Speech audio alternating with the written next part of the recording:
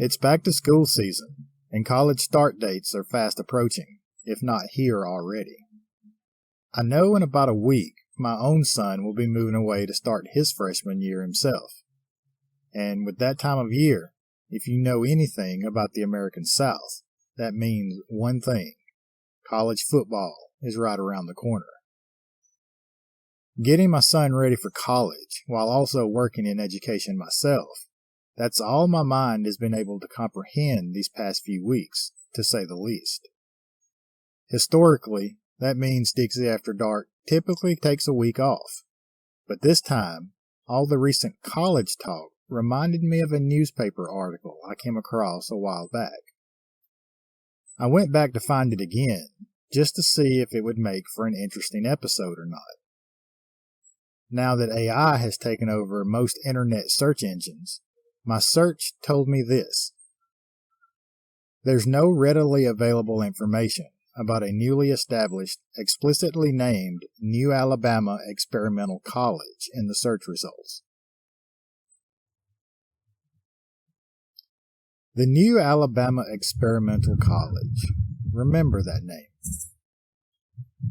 Working in education and technology, I'm far too familiar with how AI will never say, "I don't know," and sometimes it blatantly lies to hide the fact that it doesn't know something. Sometimes it lies, it seems, just for the fun of it. And there's been some that believe AI lies to maybe hide things and to change history. But I'm a history nerd and a tech geek, and I know what I saw. I had even saved the original article when I first found it. So I decided to test the results it was giving me on this day. Instead of rephrasing my search query, I simply just hit enter again. This time, the term New Alabama Experimental College likely refers to a specific non-traditional educational program or initiative rather than a newly established formal institute. There is no widely recognized New Alabama Experimental College as a traditional college or university. Well, now AI stopped lying. There is no New Alabama Experimental College, just like it said before, right? It's telling the truth now, but using semantics to throw you off. Yes, there isn't a New Alabama Experimental College, but there was. It's using, quote, "there is no widely recognized," to justify what it's telling you. But you know what they say, the third time's the charm. Let's not change anything and just hit enter again. The New Alabama Experimental College, now known as the New College, was a program at the University of Alabama that began in 1968.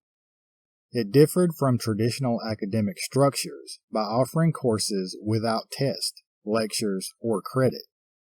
The New Alabama Experimental College aimed to provide students with opportunities to explore their interest and foster a peer-like relationship between students and instructors. The New Alabama Experimental College operates outside of the conventional academic framework. It doesn't issue grades, offer formal lectures, or award academic credit. Instead of traditional classroom settings, the college emphasizes hands-on learning, community involvement, and practical skill development. The college actively participates in the Tuscaloosa community, engaging in activities and initiatives that benefit the local area. The college is an example of an alternative educational mode, changing traditional notions of learning and assessment. Well, there you go. At least we got to stop short of pulling teeth to get this information. Now AI admits that it did exist, and implies that it still does. Hands-on learning, community involvement, and practical skill development. Pretty cool, huh? Especially the hands-on learning. So many people learn better that way, myself included. It also said that it, quote, actively participates in the Tuscaloosa community, engaging in activities and initiatives that benefit the local area. What's not to love? We all need more of that, right? Do we? Do we? To be fair, I think AI is still wrong here. I believe, in my opinion, that it's confusing two different University of Alabama organizations together. The New Alabama Experimental College, founded in 1968, and the New College, founded in 1971. The New College, the one founded in 1971, is still in existence today, but strongly disavows the earlier New Alabama Experimental College, founded 3 years earlier. For those that ride the sack of AI and are offended by my accusations against it, I'll give you the benefit of the doubt. If you're right and AI is the end-all be-all, then the New Alabama Experimental College is still in existence today. Quote, engaging in activities and initiatives that benefit the local area. They are still out there, teaching our kids and making future leaders of the world. For those that think AI may have gotten it wrong here, the New Alabama Experimental College existed at one point on the grounds of the University of Alabama in the late 60s and early 70s, but they still taught people that went on to become prominent citizens and potential leaders. So either way, it was a thing. The only argument is if it still is or not. So I'll leave that up to you. Today, we'll just focus on the start of it, the one point in history that both sides have in common. It shouldn't surprise you that I couldn't find much more than the original article I found, since it took me forever to convince search engines that it even existed. Luckily, I have it saved, and with the extremely limited amount of information to go along with it, I thought it'd be best just to lay out the article here before the article disappears completely. Currently, it can only be found on the Alabama State of Archives and History website, with a copy strategically saved and backed up by yours truly. Here's the Archive Department's description of the article. This article discusses the opening of the New Alabama Experimental College in Tuscaloosa. The school, quote, gives no test, no lectures, and no credit, but rather exists to offer students the chance to explore issues, questions, and topics which he himself finds most meaningful. Most courses, such as cycle riding, the black arts, tactics of guerrilla warfare, and do your own thing, will be taught by students and faculty from the University of Alabama. The black arts and do your own thing. Do your own thing. Do what thou wilt shall be the whole of the law. Very interesting. I know who that quote came from. Do you?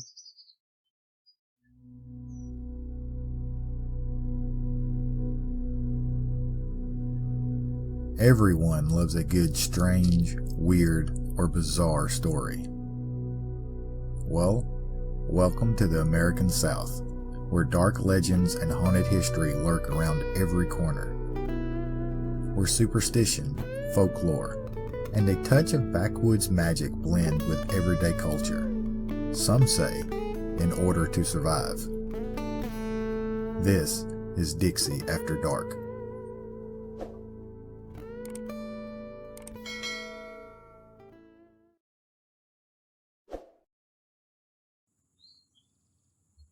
From the Tuscaloosa News, Wednesday, September 25th, 1968. Experimental College, Hexes to Guerrilla Training.